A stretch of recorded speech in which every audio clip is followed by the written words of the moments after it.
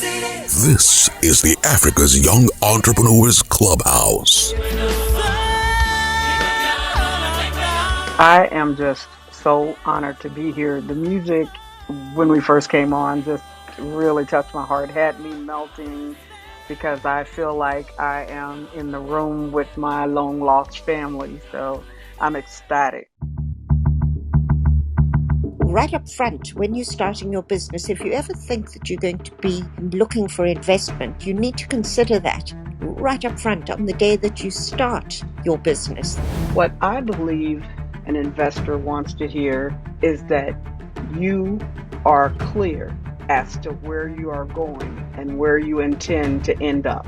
When I'm working with the startup, I say to them, it's not what you want to tell the investor.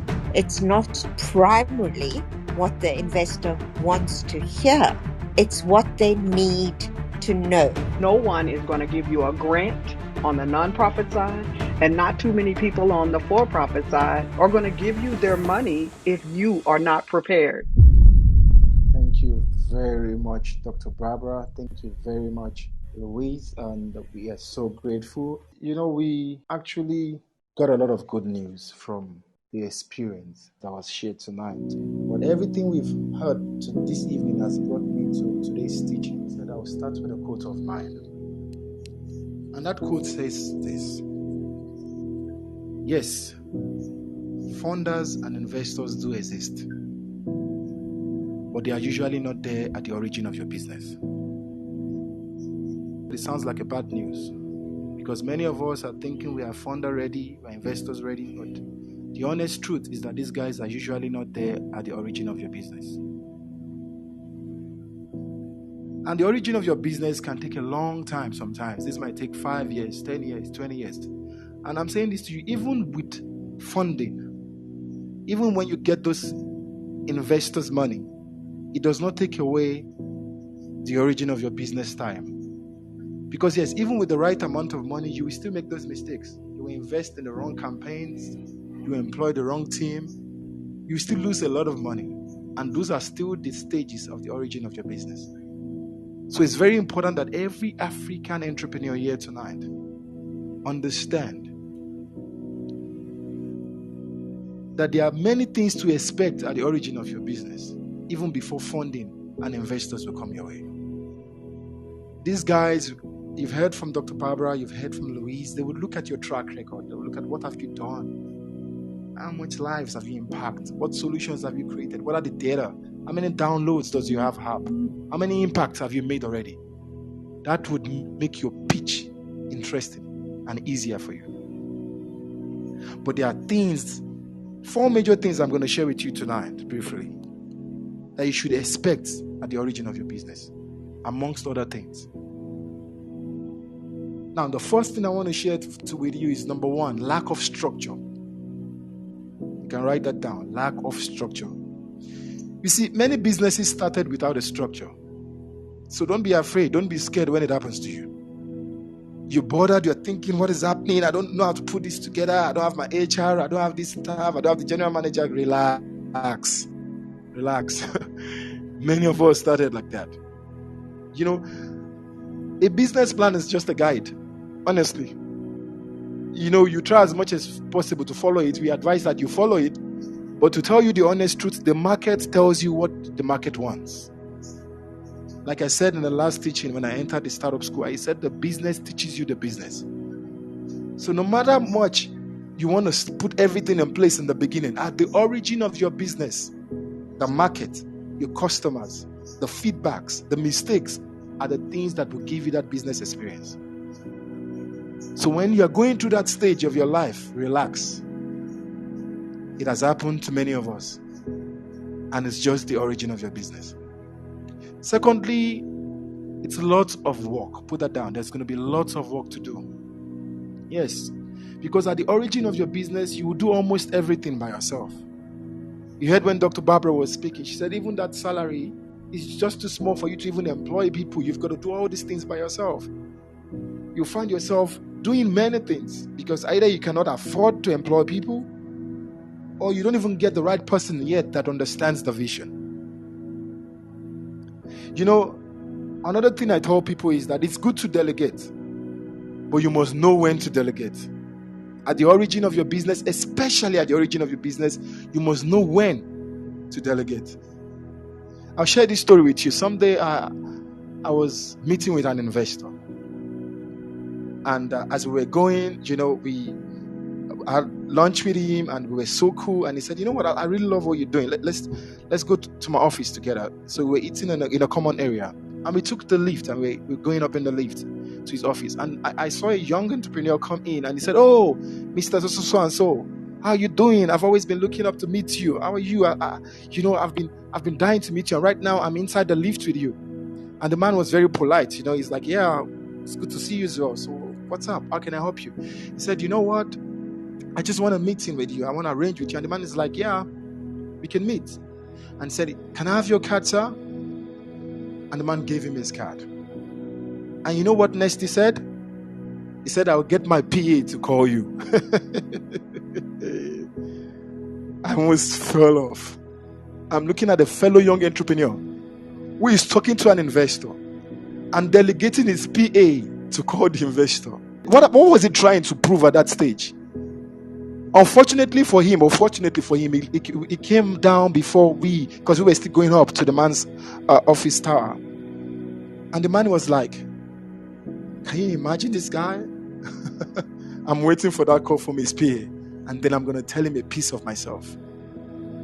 It really irritated that investor because he was just trying to delegate. I don't know what he was trying to show, maybe to express that I've got a PA.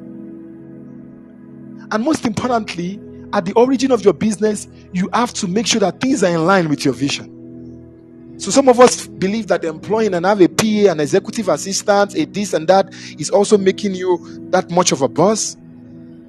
But I tell you, if you do not check those things properly, those team members can ruin your entire business at the origin of your business. Like I said to you earlier, the origin of your business will take years. All the big players you've been listening to or you've been hearing, find out. Some of them are still even at the stage of the origin. They will tell you, "Yes, I've made a lot of money, but I'm still putting together a structure." Structure is one of the biggest things to put together. And this takes me to the next one, which is inadequate financial and human capital. African entrepreneurs, the money would never be enough. It will never be enough. Because like I said before, even when you get funded, even you have saved for it, your first rounds of savings might go through a wrong investment, might go through a wrong marketing campaign. And also, even finding the right people, human capital, is one of the things young entrepreneurs don't look at. We are always concentrating on financial capital, investors, but we never think about the team. And I tell you right now, building a team is the hardest thing in the business. It's even harder than getting an investor. Not even when we're in a society where people are so driven about having their own things. We're in a continent where people don't build partnerships. You will find people that will work with you, and all they are thinking about is, how much can I drain from your company to start mine? So how do you then grow? How do you then build a team? So you must be prepared that all these things will happen to you at the origin of your business. The reason why I'm sharing this with you is that you will not be shocked when these things start to happen. And you would know for a fact that this is the origin. And I must just hold on and hold still in there, because this phase will pass. Guys, the last thing that I'm sharing with you tonight is betrayal. Yes, betrayal. You know, the saddest thing about betrayal is that it never comes from your enemies. It comes from the closest people to you. Entrepreneurs, you've got to leave some room for it. You know, your closest person, your CEO, your managing director, your general manager, your most trusted staff would tell you one day, "Boss, I'm going my way." Your partner will leave you. At the origin of your business, people would come and they would go. And I've seen many businesses that have crashed, that have stopped, that have given up just because their closest partner gave up on them. You know, one of the most emotional times of my life is the story I'm about to share with you. A close friend of mine, we started a business together, you know, and we struggled together, you know. But of course, because it was my idea, it was my vision, I put in a lot more. But you know, like we said, in the origin of your business, you cannot pay staffs, you cannot pay salaries, you cannot pay rent. You know, the pressure was getting so much that I find myself even encouraging my partner. Every day after motivating my staff, I go to my partner to also lift up his spirit. But I will never forget this very painful day in my life. You know, I got to the office and I know that my staff reduced every day because if you can't pay salaries, they would keep dropping and they would keep dropping. That was normal for me. But I opened this office and I did not find him there. And I took my phone and I called him. I'm like, brother, where you at? You know, at the office today. And he said to me, I'm driving, bro. I'm going to another city. I'm done, man. I can't go anymore. Guy, it's too hard. I can't push anymore. You know, the most painful thing for me that day, I was crying on the phone that this guy could not even come to me and tell me to my face or even just plan with me how he's going to exit the company. And he told me over the phone. He didn't even call me. He waited for me to call. I was crying so badly because I was like, this is a sinking ship. And I was deriving strength from him every day. It's just seeing him there. It's not like he's contributing anything. Just seeing his office door rest opposite me and me opening that door every morning and say, how are you doing? Just seeing that we are together in this broke my entire spirit. And it almost shut down my entire business. Now, what helped me that day was because I was prepared for the origin of my business, which leads me to my other story to you. When I was growing up, I worked with my father. Some of you that know my profile. At the early stage of my life, he's an hotelier. So my father pushed us to any of his hotels at our teenage years. So as a teenager, I was posted to one of his hotels at 14. And you know, as a young person at 14, you know, what are you doing in a hotel at that time? And at 17, he makes every of his kids a supervisor. So he made me a supervisor at 17. But there was no friend, you know. These are customers coming to the bar, coming to drink, coming with babes and things like, you know what, how a hotel functions. So there was really no friends. So I got a best friend from a barman that they employed. I was so close to this guy because this guy was so young, you know. So he was like in his 20s and I'm 17. So I could easily relate to him. So we connected. This guy was my best friend. You know, he was a barman. I would go sit with him in the bar. I would stay with him in the counter. I wait for him to knock off. I won't go to my hotel room. My father was seeing all these things. And one day my daddy called me. He said to me, Summy, go fire Kayode. It's time to fire him. I'm like, Dad, why? This guy's done nothing wrong. You know, what has he done? I was defending him. He said, now you're going to fire him. He's leaving this company today. Oh my God, that was one of the saddest days of my life. This is a guy I love. This is my best friend. And I went to Kayode, I was crying. You can imagine trying to fire somebody and you're crying at the same time. And he's wondering, why are you crying? Even right now, I'm talking about this story, I'm still emotional about it. And I said to him, Kay, you got to go. You know, I don't know what happened. Daddy said I should fire you. And the guy was crying and I was crying. We were both crying. The boss and the staff crying on an executive order. Yeah, it's the order for my boss. He packed his things. I helped him pack his things and I watched him walk on the driveway of that hotel. I watched him walking away and I was so angry with my father. I was so mad at him. It was so painful. You made me fire my best friend for doing nothing. I went into my room and late in the middle of the night, my daddy came to me. He knocked on my door. I didn't even respond. And he opened the door and he said to me, Summy, I made you make that decision because as an entrepreneur, never you get emotionally attached with whoever you're working with.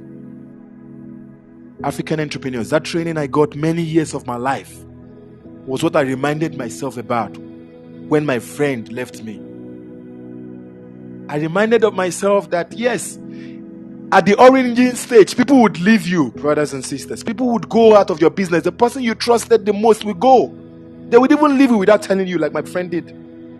But never you get emotionally attached. Remember this. I'm preparing you ahead.